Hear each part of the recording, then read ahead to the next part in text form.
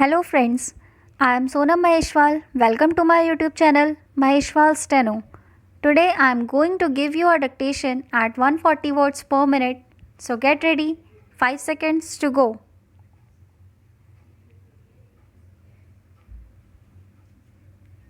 Sir, the general budget is a reflection of government's drive and direction on economic front. I think this budget should have had a positive direction. This budget lacks positive direction and initiative towards arriving at the realistic goal. Of course, there are many kinds of promises. For example, the Garibi Hatao slogan. The present budget is replete with various types of concessions and thereby attempting to prove that the budget is by far the soft stone ever presented in the House. But the pre budget hike in different essential commodities has already hit the people. Today, railway journey has become costlier. Similarly, telecommunication rates and petrol prices have also been increased. Even life saving drugs are beyond the reach of the common people.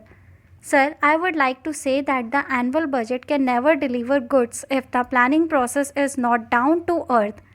Indian planning over the years has been marked by urban bias, and consequently 90% of the Indian population cannot be benefited by this sort of planning.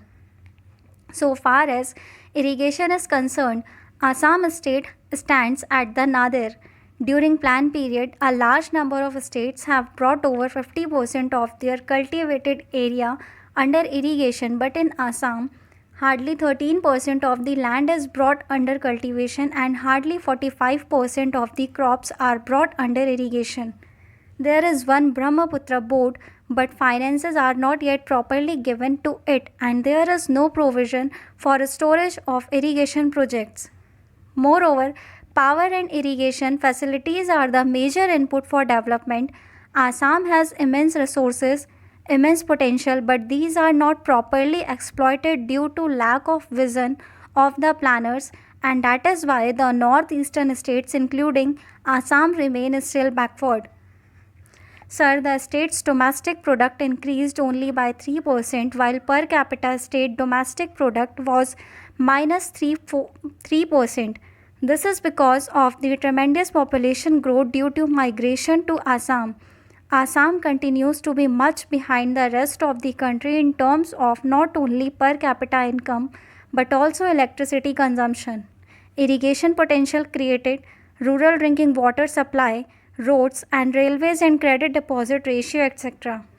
And sir, what is more deplorable is the fact that Assam is the lowest amongst the northeastern states in per capita plan outlay throughout the country.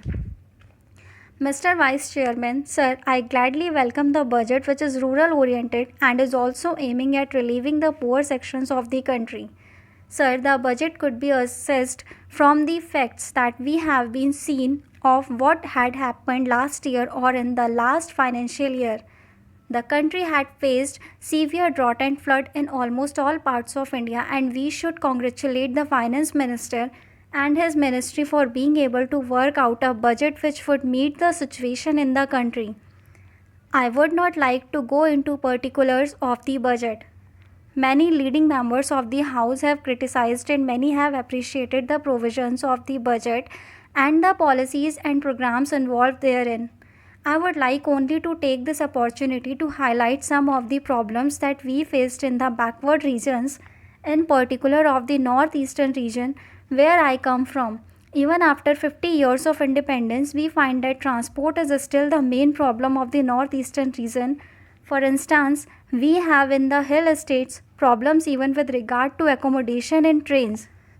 I have raised questions a number of times about the availability of seats for travelers from the hill states to different parts of the country. There are some railway out of agencies in some capitals of the hill states, but the quotas allotted to them is so small that it does not even meet a very small percentage of the travelers. Poor people here have to depend on the railways to go outside their estates or regions for many reasons, mainly for medical treatment because we do not have adequate medical facilities in the region. They could not avail themselves of the air transport too. Even in regard to the service of food, this region is being looked down upon by so many of the authorities.